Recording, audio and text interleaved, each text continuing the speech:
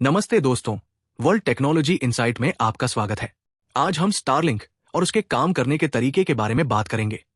चलिए देखते हैं। स्टारलिंक भारत में अपनी सर्विस शुरू करने की तैयारी में है, लेकिन अभी ये पूरे देश में कमर्शियल इस्तेमाल के लिए पूरी तरह से शुरू नहीं हुआ है।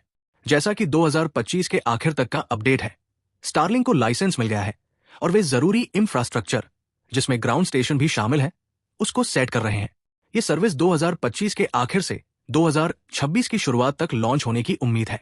लेकिन जब तक ये भारत में उपलब्ध नहीं हो जाता, हम ये समझ सकते हैं कि ये दूसरे देशों में कैसे काम करता है।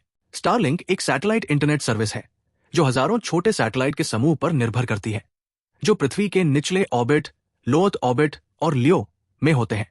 ये पारंपरिक सैटेलाइट इंटरनेट से बिल्कुल अलग है, जो बहुत ऊंचे जियोस्टेशनरी ऑर्बिट में कम सैटेलाइट का इस्तेमाल करता है।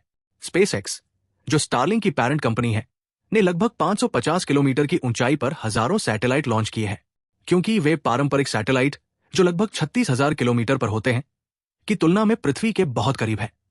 डेटा को कम दूरी तय करनी पड़ती है। इससे लेटेंसी यानी डेटा को आपके डिवाइस से सर्वर तक और वापस आने में लगने वाला समय बहुत कम हो जाता है, जिससे इंटरनेट कनेक्शन बहुत फास्ट महसूस होता है। इस सर्विस का इस्तेमाल करने के लिए कस्टमर को एक स्टारलिंक किट की जरूरत होती है, जिसमें एक सैटेलाइट डिश, एक वाईफाई राउटर और जरूरी केबल शामिल होती है। ये डिश खुद से इंस्टॉल होने के लिए डिजाइन की गई है और आसमान में घूमते हुए सैटेलाइट को ट्रैक करने के लिए खुद ही अलाइन हो जाती है। स्टारलिंक नेटवर्क दुनिया भर में फैले हुए ग्राउंड स्टेशनों पर भी निर्भर करता है। ये ग्राउंड स्टेशन पारंपरिक इंटरनेट से जुड़े होते हैं। जब आप इंटरनेट एक्सेस करना चाहते हैं, उदाहरण के लिए किसी लिंक पर क्लिक करके, तो आपका यूजर टर्मिनल डिश सबसे पास वाले स्टारलिंक सैटेलाइट को रिक्वेस्ट भेजता है। फिर वो सैटेलाइट उस डेटा को एक ग्राउंड स्टेशन तक पहुंचाता है।